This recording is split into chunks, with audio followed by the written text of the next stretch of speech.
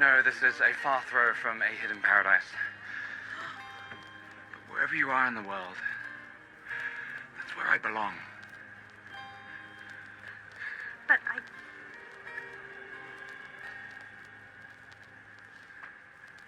Rachel True, will you marry me? Romantic comedies. The tall glass of cold lemonade on a scorching hot day, the melting chocolate of a freshly baked croissant, the perfectly timed beat drop to a club banger. Who doesn't love that tingling, satisfying feeling? Well, apparently Hollywood doesn't, because they're hell-bent on ruining the joys of romance and pissing on all of us rom-com enjoyers for years to come. For the past decade, maybe even more, Hollywood has cut back on its production of rom-coms, offering us a handful few that range from respectably passable to stinky dog scheisse. And once in a blue moon, we get lucky with an authentically charming rom-com, but rarely do we ever get this lucky, and it's only been getting worse every year. 2024 has been, for the most part, a good year for movies. We got a varied selection spanning different genres with magnetic performances and notable directors, but it's hard not to notice the absence of rom-coms in the big screen. Now you might be asking, what about Fall Guy, Hitman, and Twisters? They're rom-coms, are they not? Wrong! Absolutely wrong! Now don't get me wrong, they're all great films with romance in them, and Glenn Powell is practically a rom-com guy. I ain't forget his roots. But claiming these movies as rom-coms is true rom-com erasure. By our friend Wikipedia's definition, a rom-com is a subgenre of comedy and romance fiction focusing on light-hearted, humorous plot lines centered on romantic ideas, meaning both the romance and comedy have to be a focal point of the movie. Now, my definition of a rom-com differs a bit in the sense that I just go off the vibes, honestly. A rom-com to me has to feel bubbly and whimsical and full of colors and lights and fun and make me believe that the one is there for me, with a light sprinkle of emotional moments and copious amounts of shenanigans. And this recipe has unfortunately been lost somewhere in time and space. Or actually, no, the recipe has not changed by much, but the ingredients declined in quality and their prices went up comically high, just like everything in life. Production fees are high, the writing is mediocre at best, and the directing is uninspired and devoid of any emotions. It makes the actors look terrible on their job. Not to mention, studios refuse to take a leap of faith in the rom-com genre and instead choose to produce mid-movies that exhaust the costs and end up coming and going without anyone ever caring about them. So really, what's the point? Now, I'm not what you call a movie buff or a cinephile. I watch like 40 movies a year max, and they all tend to fall into two categories: romance and murder. Mystery, of course. So I might not be the right person to talk about this nuanced topic, but I got a channel and a lot of free time, and I want to talk about the rom-coms that came out last year, so you'll just have to settle for me, eh?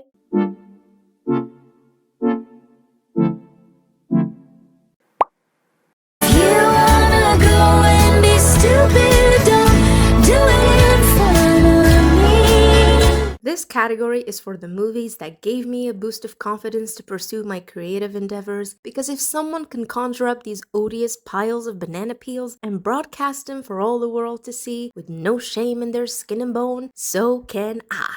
I don't have the energy to go over each movie in detail and rip it to shreds, so let's do a quick roundup. Our Little Secret was a mess, and I should be compensated for even hearing about this movie. The only entertaining thing about it is the heaps of roast commentaries we got of it. Jamie French's commentary in particular is a favorite of mine, and thanks to her, I can't stop noticing how wide this man stretches his eyes in every scene. Damn, dude, we see them! Irish Wish is completely and utterly dull. And oh my god, this cast was allergic to chemistry because there was none of it. I did not believe for a second that these people knew each other, let alone share a long history together. I don't know what's with Lindsay Lohan and getting herself into these wanky rom-coms, but hey, whatever pays the bills. No judgment there. Family Affair has me questioning Nicole Kidman's judgment because, mother, why would you agree to this? You're better than this, and so is Zac Efron. This is exactly what I meant when I said bad scripts can make any actor look terrible on screen. Even the good ones. Hot Frosty was basically an hour and a half watching a grieving woman and a child in a grown man's body fall in love, so that was creepy.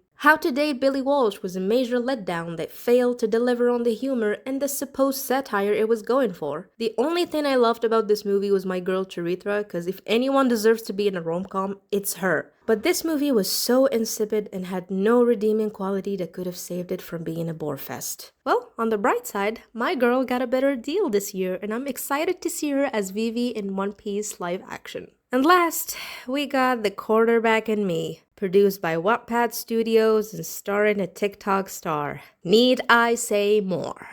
I had no hopes for this movie to be good, and I was right in doing so. There's so much cringe, so much bad dialogue, so much weak quips, so much time wasted. So let's just move on.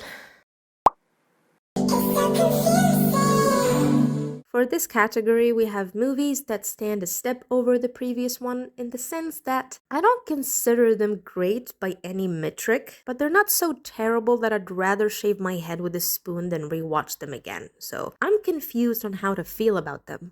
The idea of You is the first that popped into my head thinking of this category because it got me conflicted. The story is so whatever, but I'm biased AF. I love Anne Hathaway. I will put my life on the line for that woman.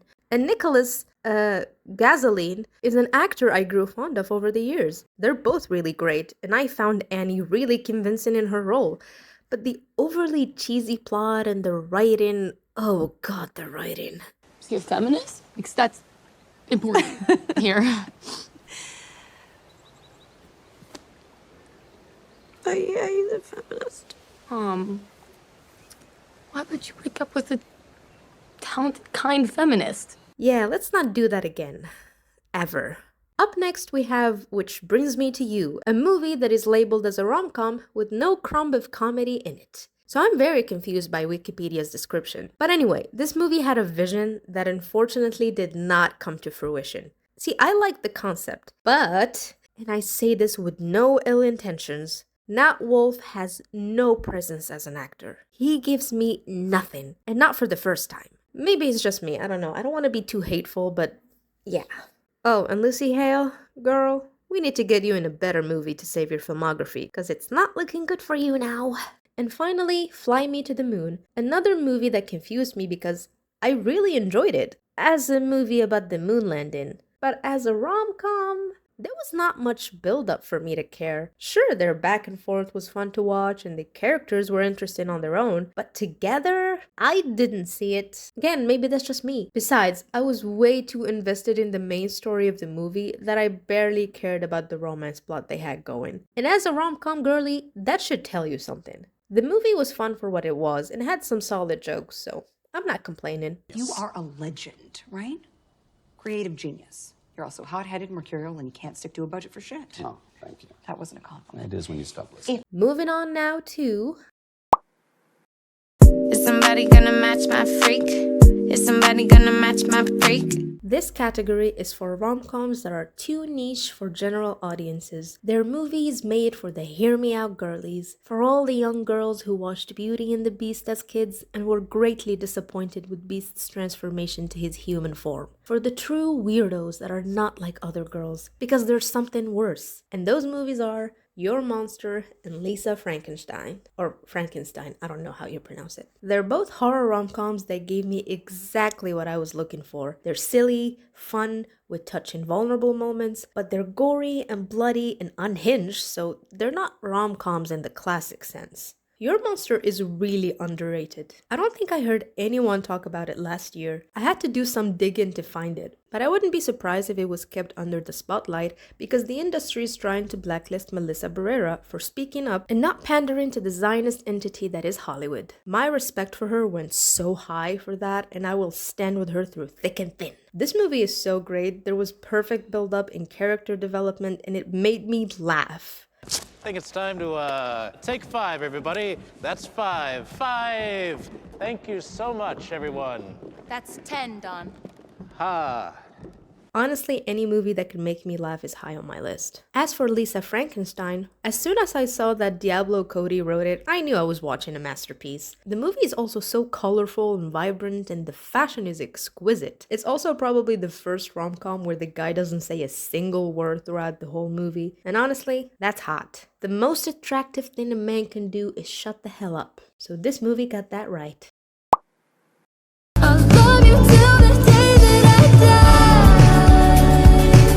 At last, we come to my favorite category, the rom-coms that shook me out of this miserable reality and made me believe that life was worth living for those 2 hours of runtime, which is not much, but it's all I ask for. Upgraded was a delightful surprise and made me think for a split second that the future of rom-coms was safe and sound. It had me giggling, screaming, twirling my hair, and looking up edits on Twitter and TikTok after I was done watching it. That's how serious it was to me. Camila Mendes' projects after she left Riverdale have been so fun, and I really hope she forges a path for herself as a rom-com leading lady. And Archie Renault, my god, he needs to be booked more. He's really charming. The movie plays out the rom-com cliché so wonderfully and exactly how I want them. We get a female lead obsessed with art, a disastrous meet cute, convenient misunderstandings, a rich male lead obsessed with the girl, and the chemistry was chemistry at unperceivable levels. This scene alone should be framed in the Louvre. This movie was just so perfect. Now I just need like 100 of these and I'll be set for life.